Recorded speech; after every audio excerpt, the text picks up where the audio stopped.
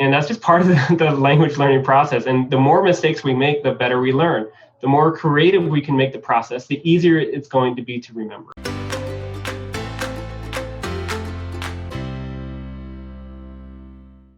And sometimes you'll have multiple variations for the same sign, or sometimes one sign can mean multiple things. And again, like if you're just primarily learning that through dictionaries, it can be really hard to remember. But if you're using them and learning them in conversation, they're usually they'll stick a lot better.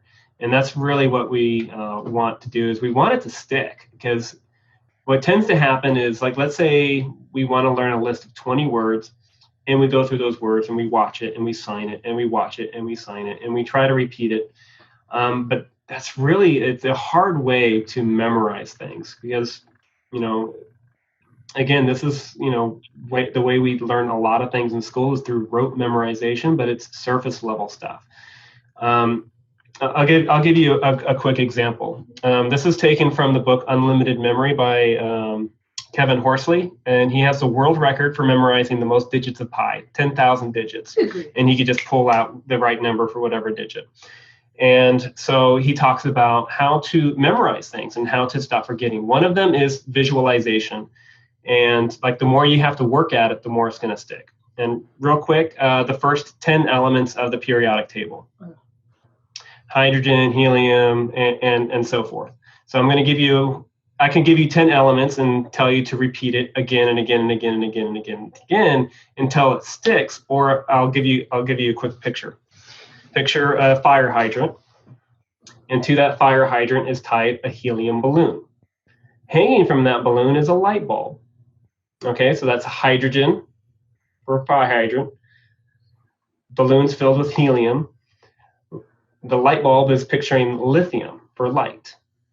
Okay, beneath that light bulb is a pile of berries, beryllium.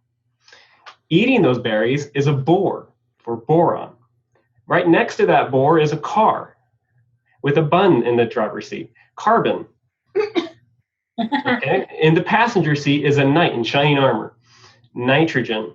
Strapped to that knight's back is an oxygen tank, oxygen.